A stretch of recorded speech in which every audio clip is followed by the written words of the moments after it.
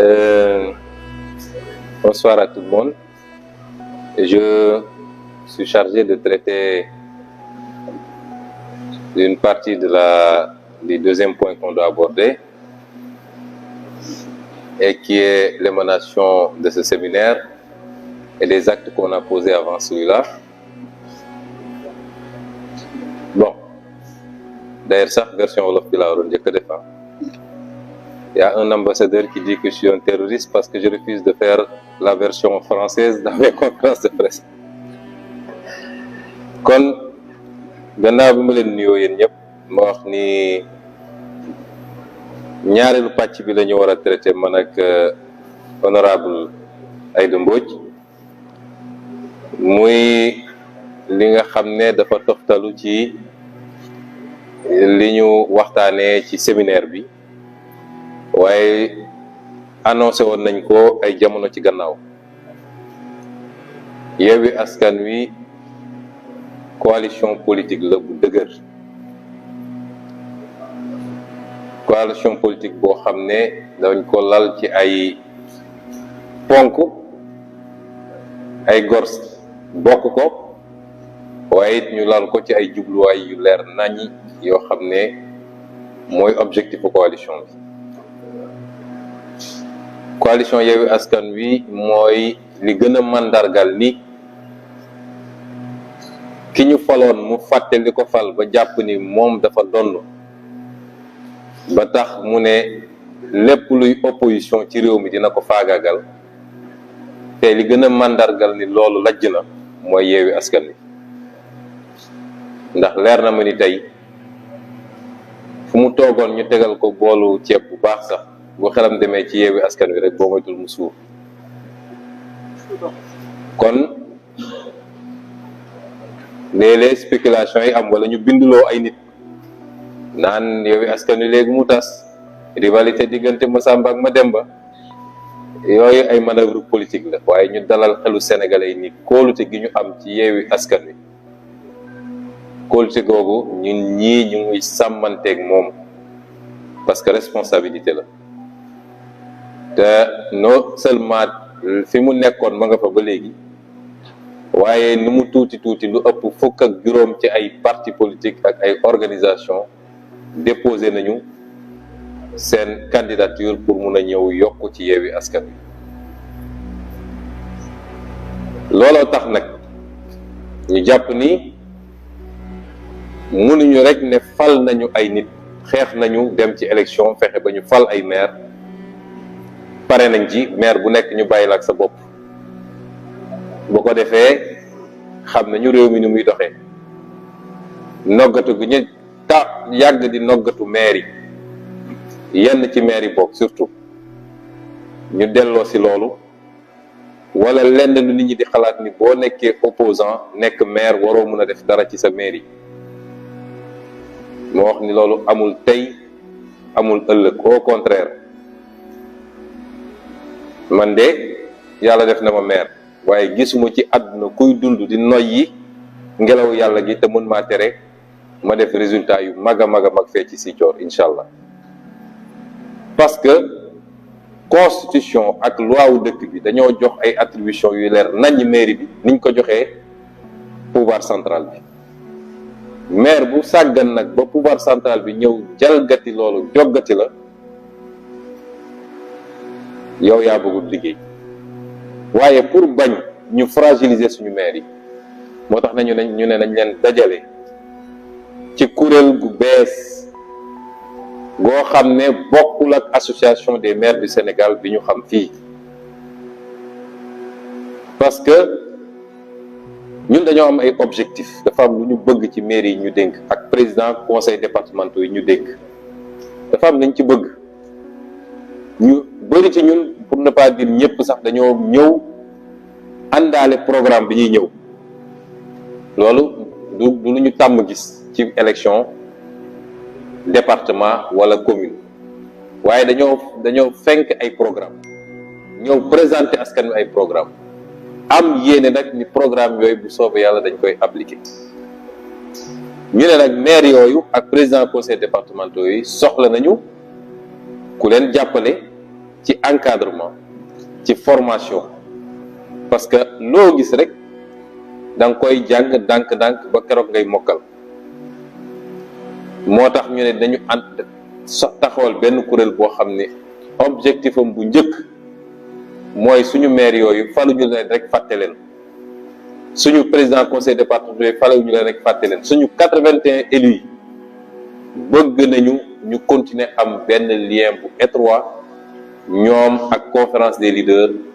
waaye ñoom ak coalition bi leen fal te loolu mi ngi jaar ci ñu am benn plateforme boo xam ne dinañ leen offrir ay formation bii benn rek la woon wala ubbite bi rek la woon mais régulièrement dinañ leen woowaat ci yeneen thèmes yoo xam ne yu ñuy tànn la jël ay nit yoo xam ne seen xam-xam màcc na ci loolu ñu ñëw former leen ci loolu parce que dañu bëgg suñu maires yi nekk les meilleurs maires du Sénégal dañu bëgg suñu président conseil départementaux yi nekk les meilleurs du Sénégal également loolu bokk na ci objectif bu ëpp solo wala ci benn ci ëpp solo ñu ne it war nañoo mutualiser mooy lépp lu ñuy jànkonteel ci jafe-jafe ci ni ñuy liggéeyee ci biir mairie yi kenn ku nekk waruñu ko bàyyi rek moom muy nekk ci jafe-jafeem ak administration déconcentrée nekk ci jafe-jafeem diggante moom ak ñi mu war a administrer waaye ku ci am jafe-jafe war nga am foo ko mun a andee kenn ku ne andi xalaatam peut-être am na ku la ci ëpp gis-gis ñu jàppalante ci loolu ba wàññi problème yi gis ngeen ni maire yi léeg-léeg dañ leen jox ay cër waaye nguur gi pouvoir central foog na ni moom rek moo am cër bu mu jëlee ci constitution ba tax jàpp na ni war na mun a écraser les mairies te loolu day firndew lu bëri bu ci gën a fës mooy léeg-léeg diggante maires yi ak les préfets wala les sous-préfets am na sax bu ñu ci signalé fii ci séminaire bi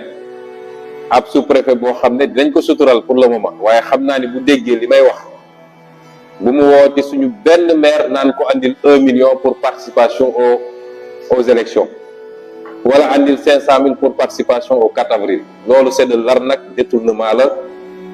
mu ngi ñuy dégg bu ko déggee bu mu ko defati ndax bu ko defatee dinañ ko régler ak moom parce que loolu du cëram loolu de boo ko defee ak maire boo xam ne xamul lan mooy ay prérogative am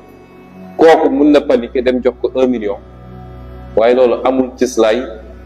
amul fondement te warut kon cas yu mel noonu moo tax ñu ne dañu taxawal suñu benn kuréel boo xam ne saa suñu bëgg bu ñëwee noggatu suñuy maire wala ñu bëgg leen jaay doole ki ko bëgg a def na xam ni du jàkkaarloo kese ak benn maire waaye Yewwi Askan Wi yépp lay jàkkaarlool leader yi ba ci maire yi ba ci militants yi ba ci sympathisants yi ñun duñu tooñ de prérogative bu état duñ ko jalgati waaye duñu nangu état central aussi di jalgati suñuy prérogative yooyu yëpp nag moo tax ñu ne dañuy taxawal suñu kuréel tuddee ko réseau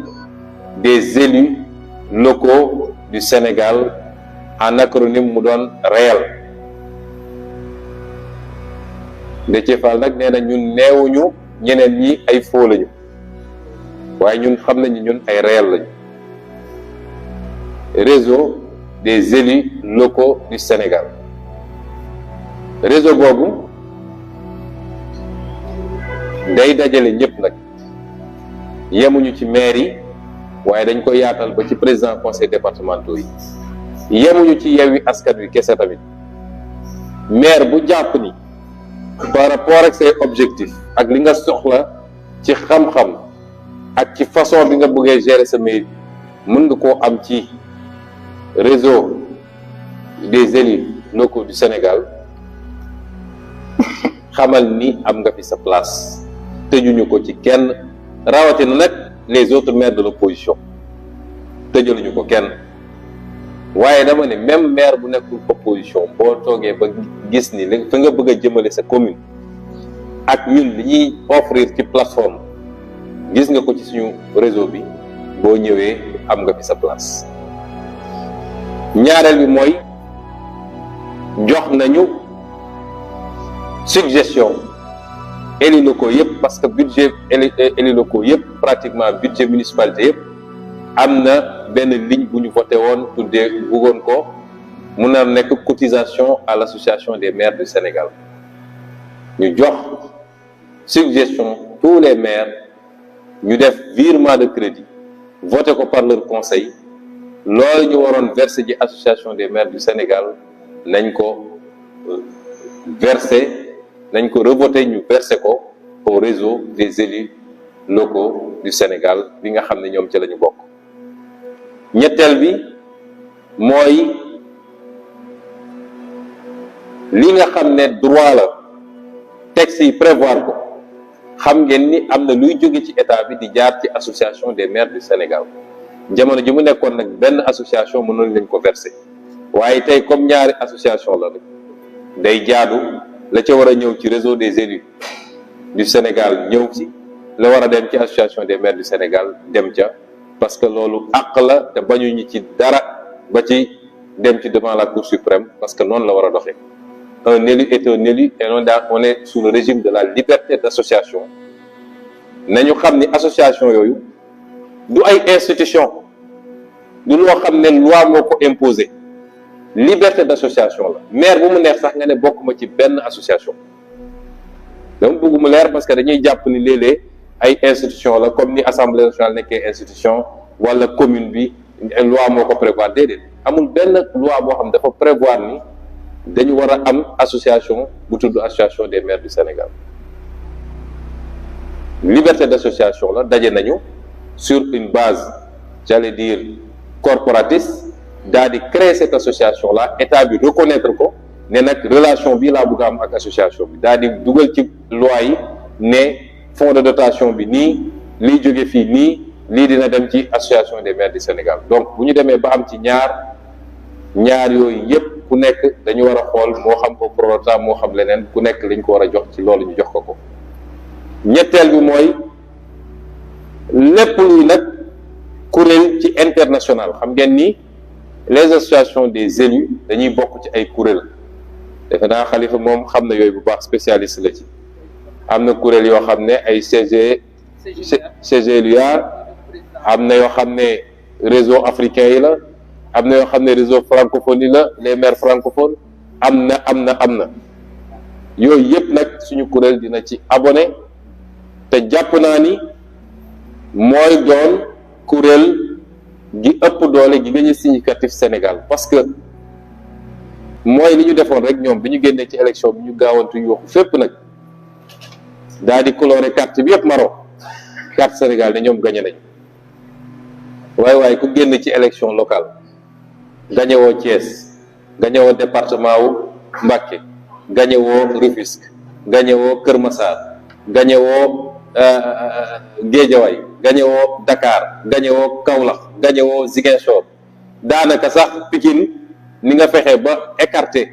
liste moo tax, waaye suñ ko jëloon ci commune d'arrondissement yi gagné woo Pikine, kooku soo taxawee ni gagné naa élection yi da ngay nax sa bopp. loolu nag bu génnee ci association maire du Sénégal, gëm naa ni squelette association moo fa des, waaye association nekkatu fa. ndax même sur l'international respecté nañu lépp nag, waaye dañuy xool les communes les plus significatives. suñuy organiser tey, année prochaine dañu organiser fii 2023 normalement le forum mondial de l'économie sociale et solidaire. ville de Dakar moo koy organiser. forum mondial de l'eau bi ñu jógee, gis ngeen njuuj njaaj yi ñu def ba nangu ko ci ville de Dakar, mais loolu dootul am. ce sera la dernière fois, parce que noonu la mbir mi di doxee au niveau international. kon ñiy annoncé Sénégalais ni bis ni ki tey jàppale ni kuréel googu sampu na,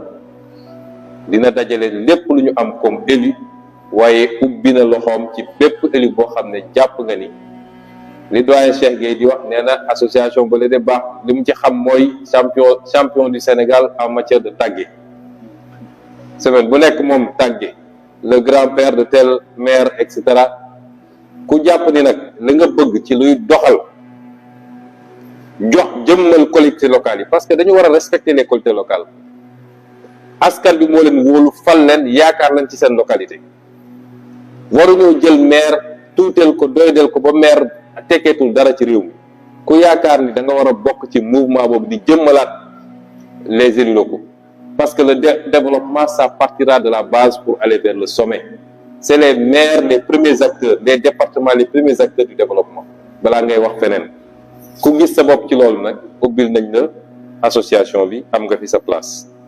ma daaneele nag ci xibaar bi ñu jotandoo ñun ñëpp ni yokk nañu nombre de députés assemblée nationale jóge na 165 dem léegi 172 kon yokk nañ ci juróom-ñaar ñu wax ni ki fi nekk bi mu nekkee fii ba léegi musul consulter kenn musul concerter wala kenn buy jël décision yi ni mel léeg-léeg ñu dajale nit ñi ne concertation fekk ñoom la ñuy décider nañ ko bu yàgg moo tax ñun biñ ñu waxee ci mbirum yokk député Yewwi Askan Wi dafa ne bi muy décider pour des raisons politiciennes mooy inondation am na Kër Massar ci càgganteem moom ci boppam mu dem Kër Massar amu fa solution mu bëgg a lu defal ñooñu mu daal di jël une décision politicienne ne def naa Kër Massar département boobu concerté wuñu laajuñu suñu xalaat waa Kër Massar si boppam laaju leen seen xalaat bi mu demee nag ba ñu war koo jëmmal mu yaakaaroon ni loolu mu def noonu dina tax waa Kër Massar kontaan ba woteel ko mu gañe mu dem foofu ñu duma ko ba sëlëm ko fa ñu ne léegi dañu war a dem élection législative naka lañ koy doxale mu gis ni nombre de députés bi ñu am actuellement posé le problème parce que foo def département nag war koo jox un nombre de députés mu bëggoon ñun ñu jël responsabilité ne dañuy yokk ñu ne ko suñu yoon new ci ba nga koy def laajooñu débrouiller pour xam nooy def ak say député mu dem ne yokk na léegi nombre de députés yi yokk na ci juróom-ñaar ñu wax Sénégal yépp ni décision la moom donc du suñu décision waaye nag lañ ciy yokk te di ñaan Sénégal yépp exiger loolu mooy yokk député bi warul tax ñu yokk fukki dërëm ci budget assemblée nationale parce que budget bi ñu jox assemblée nationale dafa ëpp fi mu toll nii li ma leen di wax dama koo xam ndax député la gisuma njëriñ gu assemblée nationale njëriñ Sénégal ci ni muy doxee ci actuellement nii ba ñu war koo jox ay milliards et milliards député boo kii budget boo xam ne ñoom ñu yor majorité di ay député séddoo lañ fa nekkee subaak ngoon séddoo li may wax nag mun nañ ko démontrer tey li ñuy yokk ci payooru député yi saa yu Moustapha Niasse di fay député yi jël 200 000 yokk ko ci enveloppe 200 000 yooyu boo ko multiplié par 165 députés 33 millions la 33 millions munoon na créer 25 députés yu bees ñu leen di fay chacun 1 million 300 te duñu yokk enveloppe bi kon foo yokk 7 députés warul mën a justifier nga ne maa ngi yokki enveloppe bi sénégalais yi dañoo sonn xaalisu réew mi nañ ko yóbbu ci tabax école yi ci utal ndaw ñi liggéey ak ci am fulla waaye di fay ay politiciens rek yokk fay ay politiciens ñu nekk assemblée di tàccu naan ko aaye wal sa moome suñu Macky Sall waxoon nañu wote sax bu kenn nooyeeti dinañ ko wote su dee loolu rek fukki dërëm waruñu ko yokk ci budget assemblée nationale te loolu sénégalais yi ñoo ko war a njëkk a exiger yokk 7 députés warul tax ñu yokk ay milliards ci député assemblée nationale naan dañuy jënd ay 4x4 yu bees dañuy yokk carburant bi dañuy yokk lii dañuy yokk lii mooy position Yewwi Askan Wi parce que ni ñu wax gis nga réew bu ndóolee ñàkk doole dañuy sakkanal li mu yor